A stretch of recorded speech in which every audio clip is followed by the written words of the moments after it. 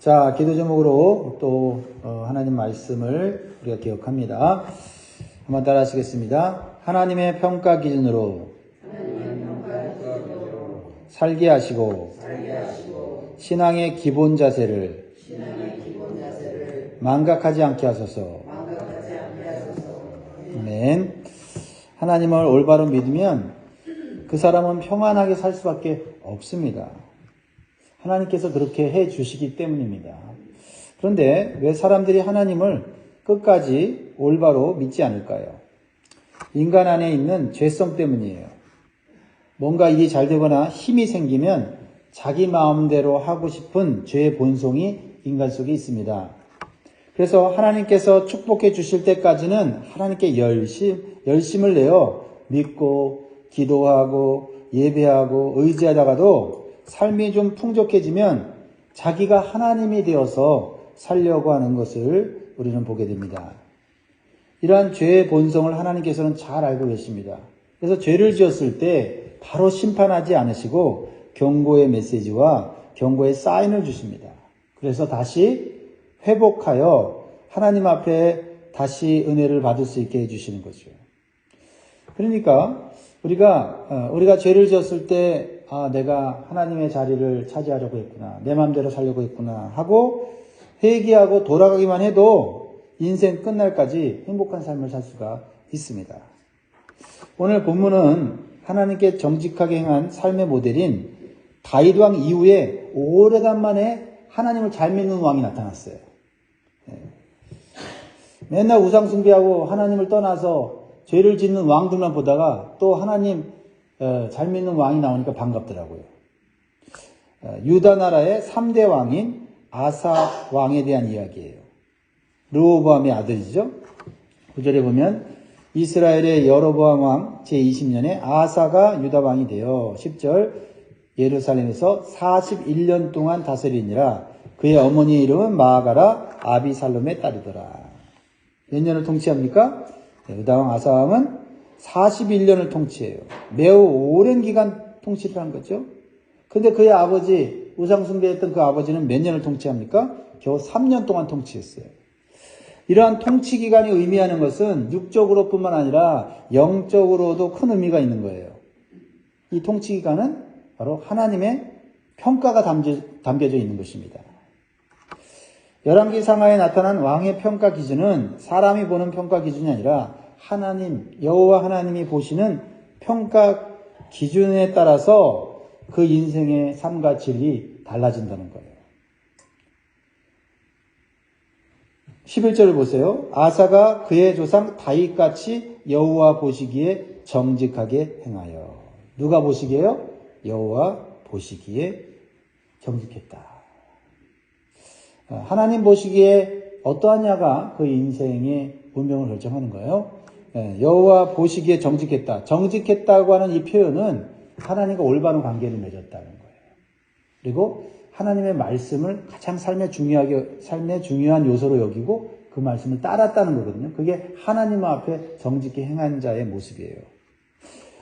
그래서 아사 왕은요, 아버지 아비암과 달리 하나님께 좋은 평가를 받았어요. 하나님께 좋은 평가를 받으면 그 증거가 어떻게 나타나냐면 평안한 삶으로 나타납니다. 뭔가 복잡하고 괴롭고 갈등이 있고 전쟁이 있고 이러면 이거는 사실은 하나님의 좋은 평가를 받지 못한 삶을 살고 있는 거예요. 아사 왕은 다윗과 같이 정직하게 행한 왕이라고 평가를 받았어요. 다윗과 비교를 해서 다윗 같았다. 이것은 최고의 평가입니다. 다윗이 인간의 어떤 삶에 있어서 하나님이 보시기에 가장 정직히 행한 삶의 기준이에요. 다윗은 하나님을 가장 높고 존귀한 분으로 여겼고 하나님의 말씀을 생명같이 여기고 순종했어요. 그리고 항상 하나님 앞에 묻고 기도하는 습관을 갖고 있었습니다. 이러한 다윗의 모습을 아사 왕이 따라갔다라는 겁니다. 그런데요, 아사 왕이 다윗 같은 길을 갔다는 것은 결국 쉬운 일이 아니었어요. 환경적으로는 온통 불신앙적인 환경이에요. 우상 숭배가 그냥 넘쳐나는 그런 분위기 속에서 자랐어요. 이 우상숭배는 언제부터 시작됐냐면 솔로몬 왕 말년부터 시작됐죠. 그가 타락하여 하나님을 배신하고 우상숭배를 했어요. 그러자 그 뒤를 이은 르호보암 왕은 더 우상숭배를 하고 그 뒤를 따라서 또 그 아들 아비암은 더 많은 우상숭배를 했습니다. 나라 안에 바알과 아세라 상이 가득하게 됐어요. 하나님을 믿는 사람들은 거의 없는 거예요. 벌써 3대가 우상숭배로 물들었습니다. 이렇게 극심한 불신앙의 환경 가운데서 하나님을 정직하게 섬긴다는 것은 생명을 걸지 않고서는 그 신앙을 지킬 수 없다는 것을 의미해요. 신앙생활하기 좋은 환경도 신앙생활 느슨하게 하고 나태하게 할 때가 있지 않습니까? 그런데 극심한 불신앙의 이 우상숭배 속에서 신앙을 지킨다는 것은 이것은 생명 거는 거예요. 그리고 대부분이 다 내 가족이고 대부분이 다 내 친구고 대부분이 다 내가 아는 사람들인데 그 속에서 나 혼자 신앙시킨다? 그거 다 인간관계 끊어버려야 되는 거예요. 그렇지 않으면 하나님과 관계가 올바를 수 없는 거예요. 그런데 아사 왕이 그렇게 살았다는 거예요. 그렇게 결단하니까 다 잃어버릴 것 같은데 뭐예요? 하나님이 이 세상을 주권하시는 통치자니 평안을 주시더라. 사람이 만든 평안가 아니라 하나님 만든 평화를 누려야 돼요. 아사 왕은 이러한 불신앙의 환경 속에서 불가능해 보이는 힘들어 보이는 하나님 중심의 종교 계획을 한 것을 오늘 보여주고 있어요. 어떻게 이것이 가능할까요? 오늘 본문엔 자세하게 나와 있지만 역대하에 보면 하나님께서는 아사 왕에게 하나님 말씀을 들을 수 있는 기회를 주세요. 그 불신앙의 환경 가운데서도 하나님 말씀을 들을 수 있는 기회를 주셔요. 선지자 아사를 통해서 하나님 말씀을 주십니다. 그때 아사 왕은요, 그 하나님 말씀을 단단히 붙잡아요. 그리고 믿음으로 종교개혁을 한 거예요.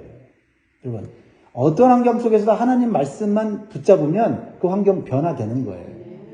역대하 15장 1절 2절에 보니까 하나님의 영이 오데스의 아들 아사랴에게 임하매. 하나님의 영, 성령이 임한 사람, 성령이 임한 사람을 통해서 내 마음속에 말씀을 주신다라는 거예요. 역대하 15장 2절에 보면 그가 나가서 아사를 맞아 이르되 아사와 및 유다와 베냐민의 무리들아 내 말을 들으라. 너희가 여호와와 함께하면 여호와께서 너와 함께하실지라. 너희가 만일 그를 찾으면 그가 너희와 만나게 하시려니와 너희가 만일 그를 버리면 그도 너희를 버리시리라. 비록 우리가 불신앙적인 환경 속에서 자라서 하나님을 모르고 살았더라도 하나님은 은혜의 기회를 반드시 주신다는 거예요. 그래서 환경 탓, 사람 탓하면서 자신이 어쩔 수 없이 불신앙의 길로 갔다고 말하는 것은 변명에 불과하다라는 거예요. 물론 환경이 어려우면 신앙생활 어려워요. 그러나 그 속에서도 하나님의 은혜의 말씀이 있어요. 그거 붙잡으면 그 환경 뒤집을 수 있다는 겁니다. 그래서 불신앙의 환경을 핑계 삼지 말고 오직 하나님 말씀을 따라가는 것이 우리의 인생과 우리의 가족들의 인생을 바꿀 수 있는 것임을 아사왕을 통해서 배울 수 있기를 바랍니다.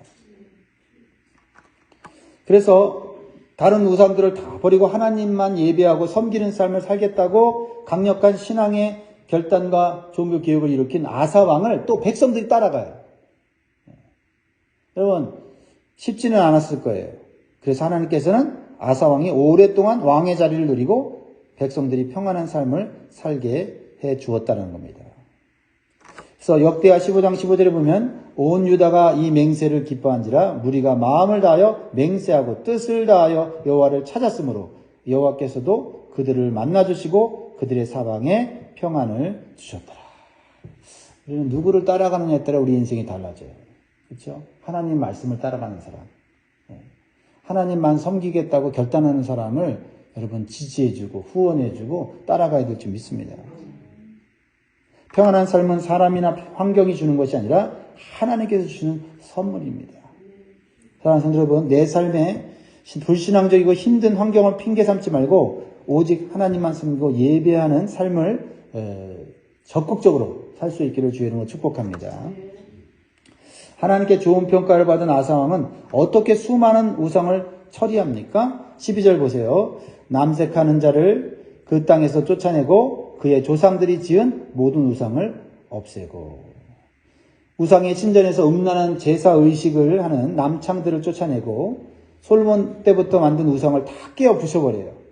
이렇게 하기까지 대단한 용기와 믿음과 열정이 필요했을 것입니다. 거기다가 아사왕은 한 가지 더 해요. 이것을 하지 않으면 그는 신앙을 더 이상 개혁할 수 없다는 걸 알아요. 그것은 불신앙의 고리를 온전히 끊기 위해서는 혈육의 정도 때로는 극복해야 된다는 것을 보여줘요. 13절 같이 있습니다. 시작.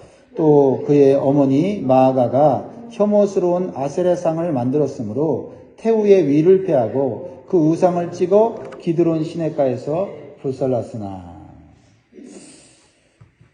여러분,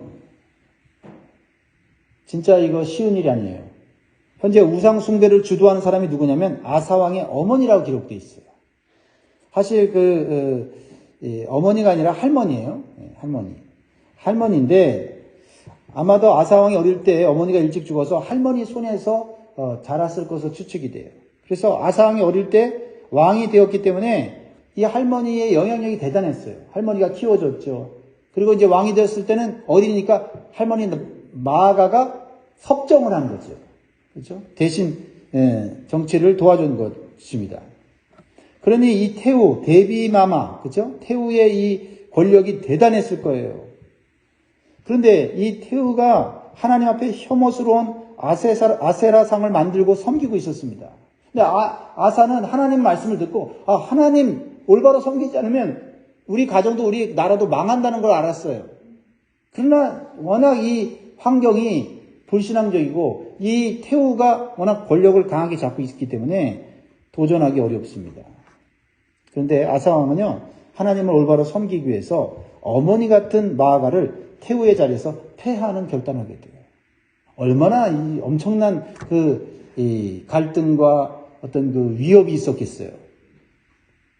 그러나 과감하게 합니다. 목숨 걸고 하는 거죠. 왜요? 어차피 하나님께 복 못 받으면 우리 인생 죽는 거다.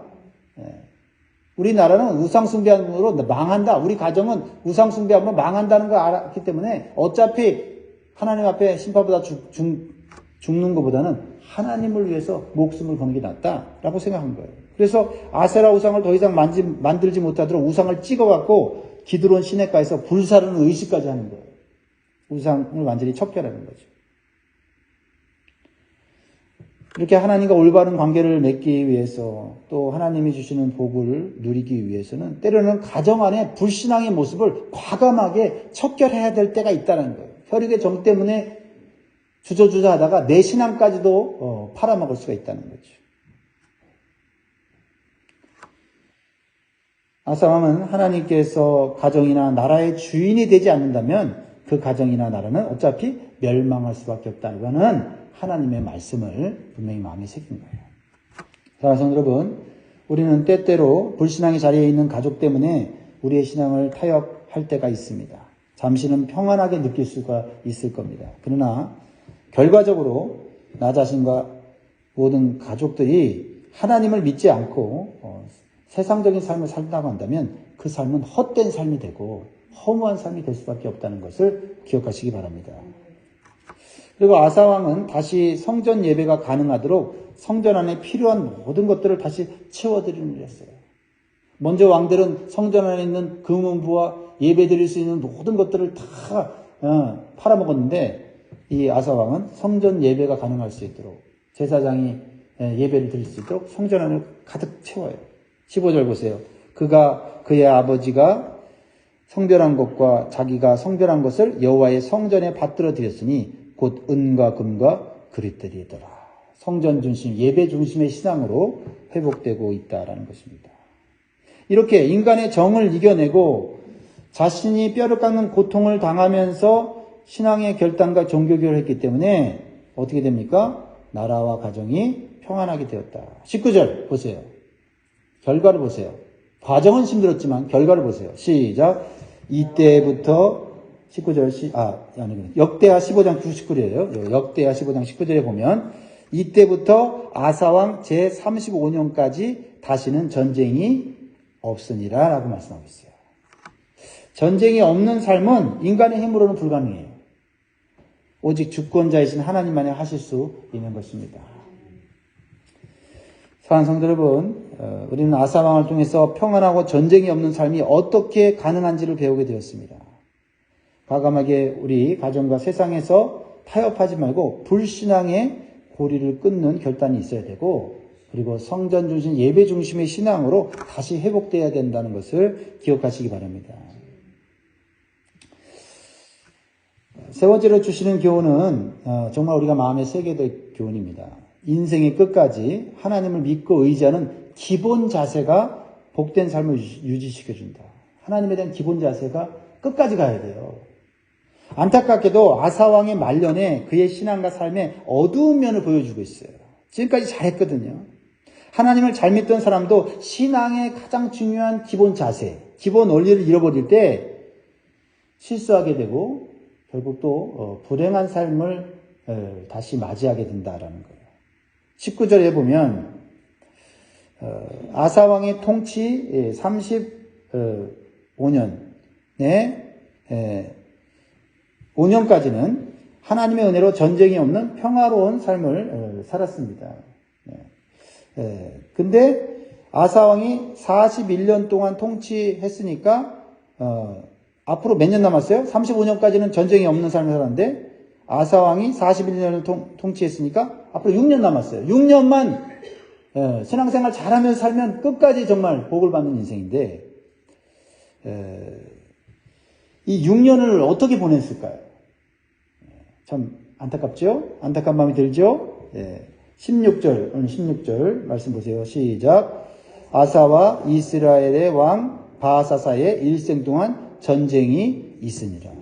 나머지 6년 동안 전쟁이 없던 평화로운 삶에 전쟁이 다시 시작되는 거예요. 이것은 단순히 환경이 변화된 게 아니죠.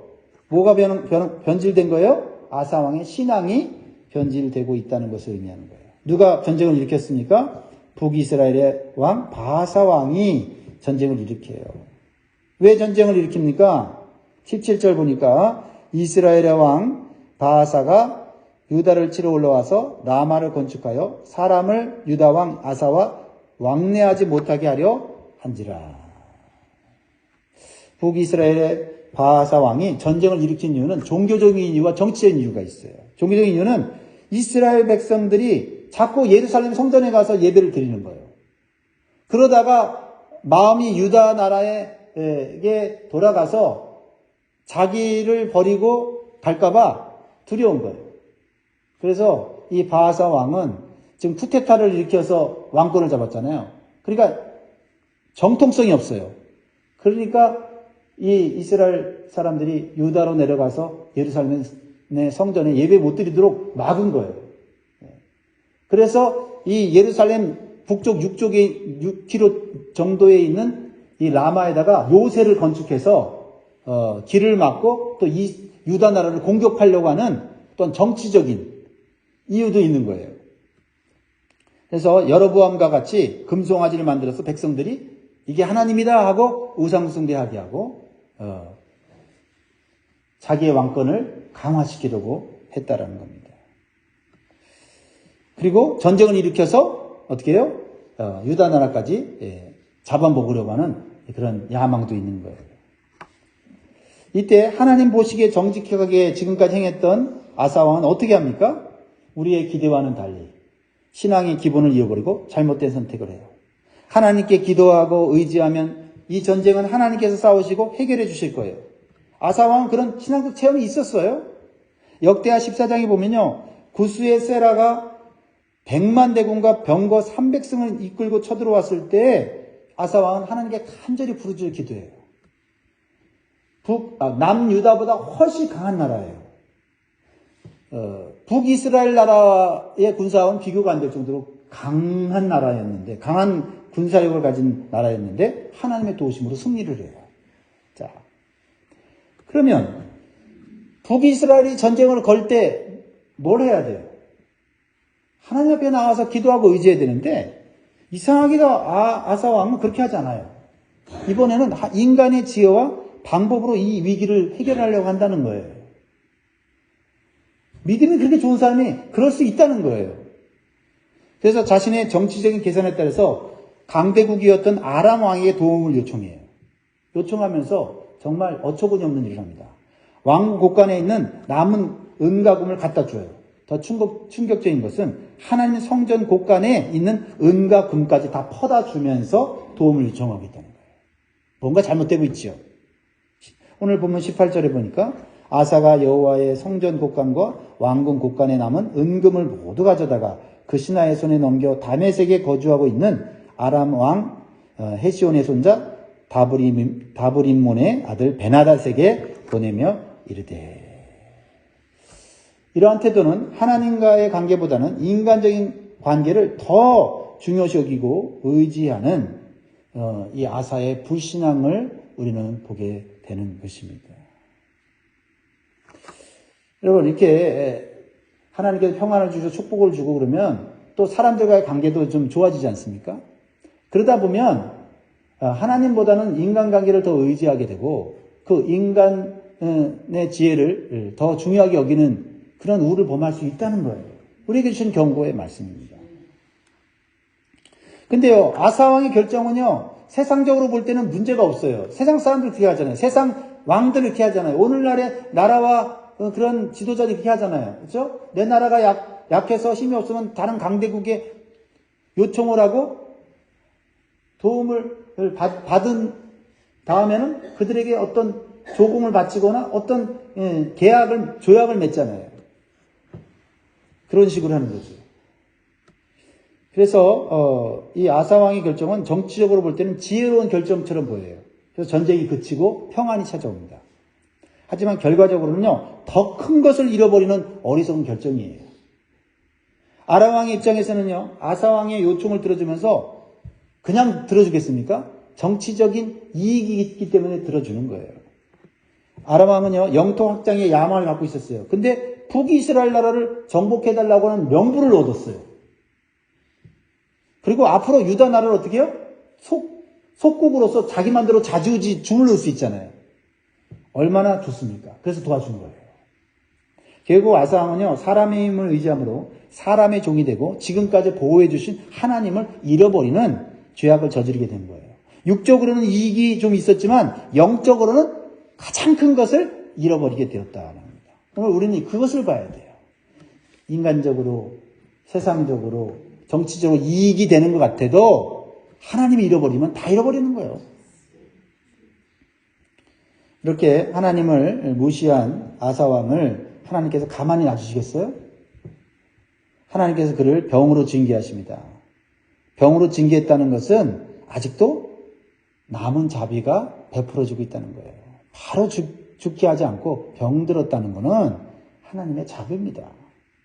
23절 아사의 남은 사적과 모든 권세와 그가 행한 모든 일과 성읍을 건축한 일이 유다왕 역대지략에 기록되지 아니하였느냐. 그러나 그는 늙음하게 발에 병이 들었더라.